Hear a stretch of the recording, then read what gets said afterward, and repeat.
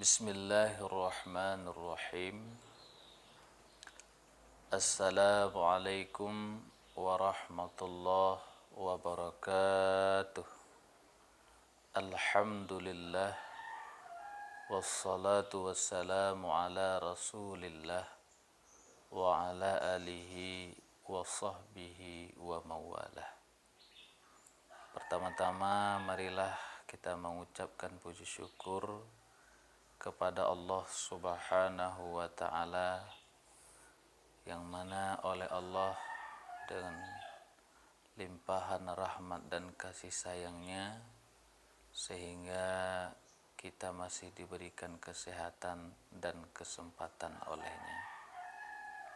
Kemudian salah beserta dengan salam marilah sama-sama kita aturkan, kita sampaikan keharibaan Nabi besar Nabi Muhammad sallallahu alaihi wasallam, juga kepada keluarga beserta sahabat beliau sekalian. Salam ta'zim kepada seluruh para alim ulama, khususnya yang ada di negeri yang kita cintai ini, dan umumnya kepada seluruh para ulama yang ada di permukaan bumi yang kita cintai ini. Para pemirsa channel Nasihat Dakwah yang dirahmati oleh Allah,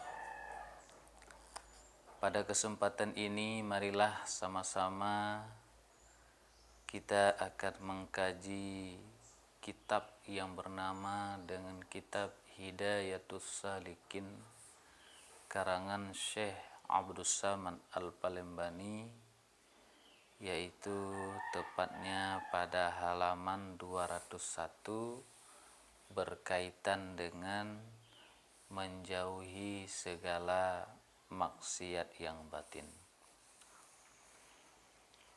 Bismillahirrahmanirrahim.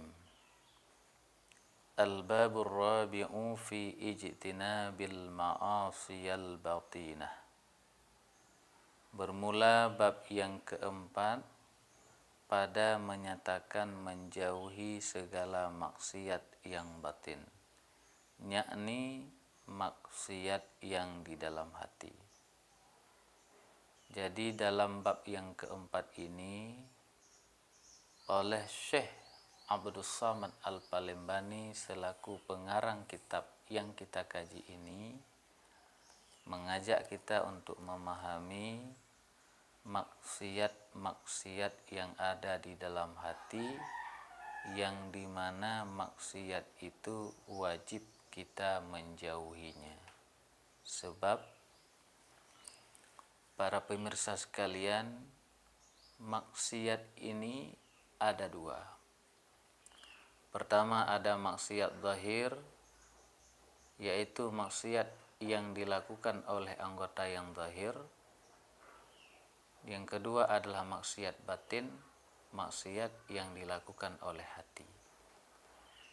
Jadi kedua-dua perkara ini dihitung kepada maksiat, yang apabila kita sebagai hamba Allah memelihara ini maksiat, maka dengan maksiat itu akan membinasakan kita sendiri. Maka oleh sebab itu dituntut kepada kita agar kita menjauhinya. Ketahui olehmu, hai saudara kami yang menuntut akan negeri akhirat, bahwa murad dengan maksiat yang batin yaitu segala perangai yang kejahatan dan sifat yang kecelaan, dan dianya itu amat banyak. Perlu kita ketahui bahwa yang dikatakan dengan maksiat batin, maksiat yang ada di dalam hati, adalah perangai-perangai yang jahat atau sifat-sifat yang tercela yang ada di dalam hati. Itu disebut dengan maksiat batin. Dan maksiat ini banyak, tetapi disebutkan oleh Imam Al-Ghazali di dalam kitab Arba'in fi Usuluddin 10 perkara. Akan tetapi yang disebutkan oleh Imam Al-Ghazali di dalam karangan beliau yang bernama Arba'in fi Usuluddin itu ada 10 perkara. Oleh karena dalam kitab Arba'in fi Usuluddin disebutkan 10, maka Syekh Abdus Samad Al-Palembani di dalam kitab ini juga menyebutnya 10. Apa itu 10 macam? Yang ke-10 macam itulah wajib kita jauhi di dalam hati kita. Pertama, syarhul ta'am. Apa itu syarhul ta'am?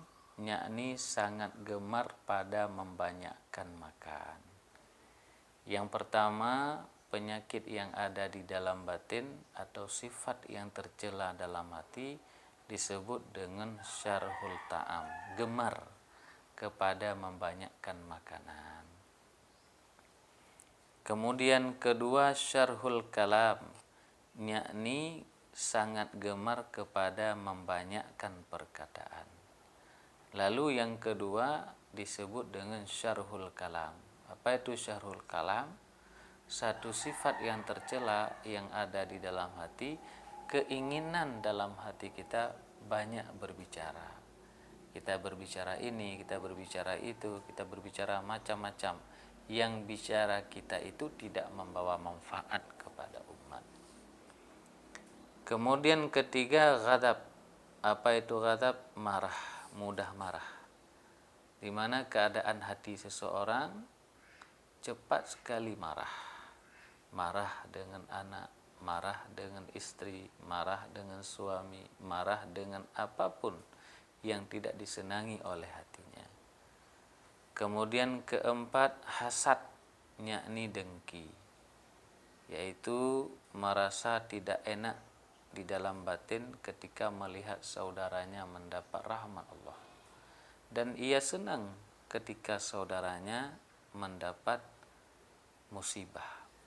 Ketika dia mendengar saudaranya mendapat musibah, hatinya senang dan lega. Kalau ada yang seperti itu disebut dengan hasad namanya. Kemudian yang kelima, bakhil wa hubbul mal, yakni kikir dan kasih kepada harta, yaitu kondisi seseorang kikir, enggan memberikan sesuatu yang dia miliki kepada orang. Kenapa enggan? Karena dia mencintai sesuatu itu.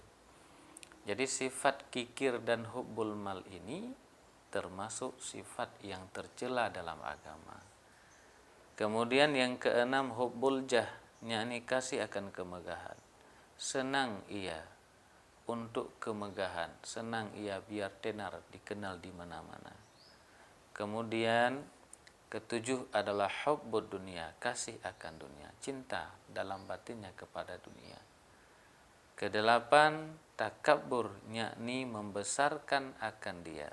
Yang kedelapan adalah sifat takabur, membesarkan dirinya, menganggap dirinya lebih mulia dari orang lain, menganggap dirinya lebih di atas segala-galanya bila dibandingkan dengan orang lain.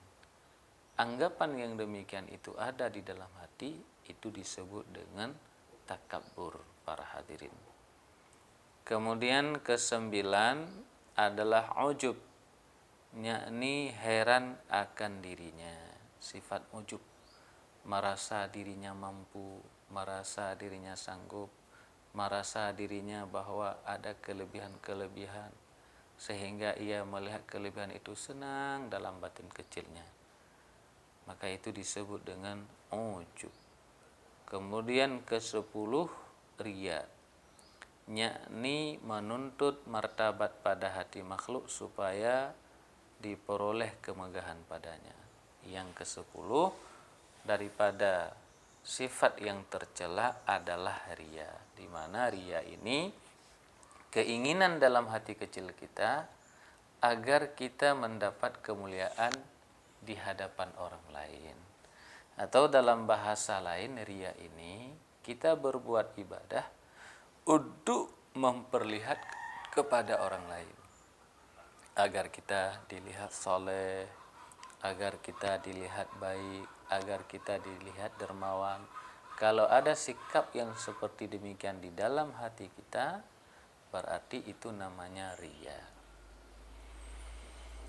Dan wajib atas tiap-tiap mukallaf yang akil balik, yang berkehendak kemenangan di dalam akhirah, menyucikan hati mereka itu daripada segala sifat kecelaan ini. Jadi bagi kita yang sudah akal balik, yang sudah sampai umurnya pada usia balik, wajib bagi kita untuk membersihkan hati ini dari sifat-sifat yang tercela tadi. Wajib kita bersihkan daripada syarhul ta'am, syarhul kalam, ghadab, hasad, hubbul jah, hubbud dunya, apalagi takabbur, apalagi ujub, apalagi riya. Jadi 10 macam itu wajib kita menghilangkannya. Kenapa? Karena firman Allah Subhanahu wa taala, qad aflaha man zakkaha, yang artinya sungguh telah dapat kemenangan oleh seseorang yang menyucikan akan hati mereka itu daripada sifat yang kecelaan. Allah mengatakan qad aflaha man zakkaha, yang artinya sungguh akan mendapatkan kemenangan bagi hamba-hamba Allah, yang dimana hamba Allah itu mau mensucikan hatinya daripada sifat-sifat yang tercela. Maka oleh karena itu kita sebagai hambanya wajib membersihkan batin kita ini daripada sifat-sifat yang tercela, agar Allah akan memberikan kemenangan, baik kemenangan di dunia maupun kemenangan di akhirat. Dan sabda Nabi sallallahu alaihi wasallam, Nabi sallallahu alaihi wasallam bersabda, at-tuhuru syatrul iman, yang artinya bermula menyucikan akan hati daripada sifat kecelaan itu, yaitu setengah daripada iman. Kata Rasulullah sallallahu alaihi wasallam, at-tuhuru syatrul iman, yang artinya menyucikan hati daripada sifat yang tercela itu setengah daripada keimanan. Jadi agar iman kita ini bercahaya, agar iman kita ini bertambah-tambah keimanan kita kepada Allah Subhanahu wa taala, maka tugas kita sebagai hambanya membersihkan batin ini. Sebab kalau tidak kita membersihkan batin kita ini akan bersarang penyakit di dalamnya.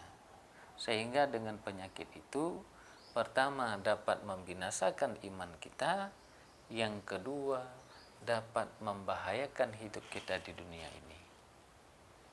Nah, itu yang perlu kita ingat para pemirsa sekalian yang dirahmati oleh Allah. Kata Imam Al-Ghazali rahimahullahu ta'ala, dan dipahami daripada hadis ini bahwa sempurna iman itu yaitu menyucikan hati daripada sifat kecelaan dan membaikkan hati dengan sifat yang kepujian. Imam Al-Ghazali mengatakan, berdasarkan hadis Rasulullah yang berkaitan dengan at-tuhuru syatrul iman, Imam Al-Ghazali mengatakan bahwa baru sempurna iman seseorang bila orang itu membersihkan hatinya daripada sifat-sifat yang tercela, lalu mengisi di dalam hatinya dengan sifat-sifat yang terpuji.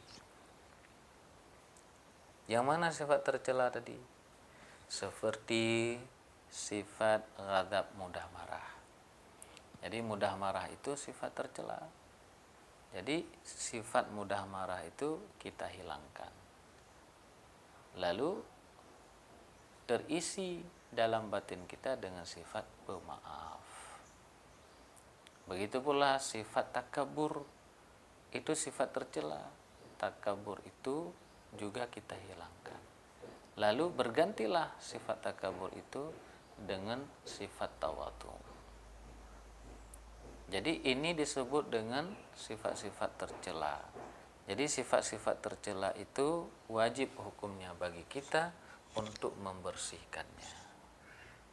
Lalu timbul pertanyaannya, bagaimana cara untuk membersihkan sifat-sifat tercela ini?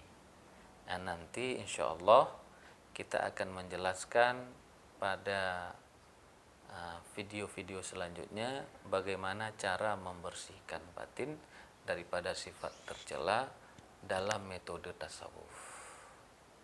Lalu bagaimana maksud ke-10 macam itu tadi? Bagaimana maksud syarhul ta'am, bagaimana maksud syarhul kalam, bagaimana maksud ghadab, bagaimana maksud takabur? Nanti insya Allah juga kita akan menjelaskan satu persatu di video selanjutnya. Karena penyakit-penyakit atau sifat-sifat yang tercela itu ada 10 macam. Jadi untuk membahas satu persatu ini butuh waktu yang panjang. Insya Allah kalau kita ada umur panjang, ada kesehatan yang diberikan oleh Allah, kita akan membahasnya insya Allah di video selanjutnya. Nah, yang perlu kita ingat adalah bahwa seseorang akan memperoleh kebahagiaan di dunia, kebahagiaan di akhirat kalau hatinya sudah bersih daripada sifat-sifat yang tercela. Selama sifat tercela itu masih bersarang di dalam batin kita, jangan harap kita akan mendapatkan kebahagiaan, kita akan mendapatkan ketenangan, kita akan mendapatkan kesejukan. Kita akan selalu menderita dalam setiap detik, dalam setiap saat di dalam mengarungi kehidupan ini.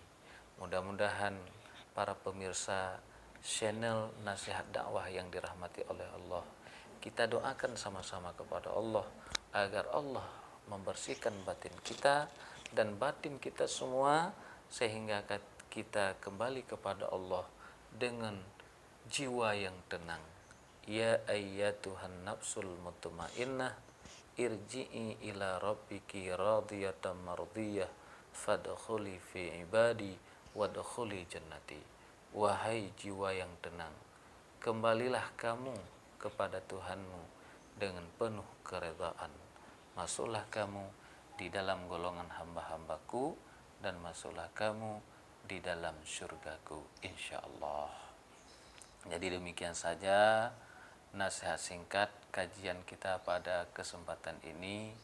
Terima kasih atas segala perhatian, mohon maaf atas segala kekurangan karena hamba masih sangat minim ilmunya, masih sangat bodoh dalam hal keagamaan.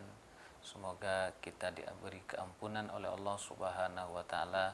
Akhiru kalam, wallahu muwafiq ila aqwamit thariq.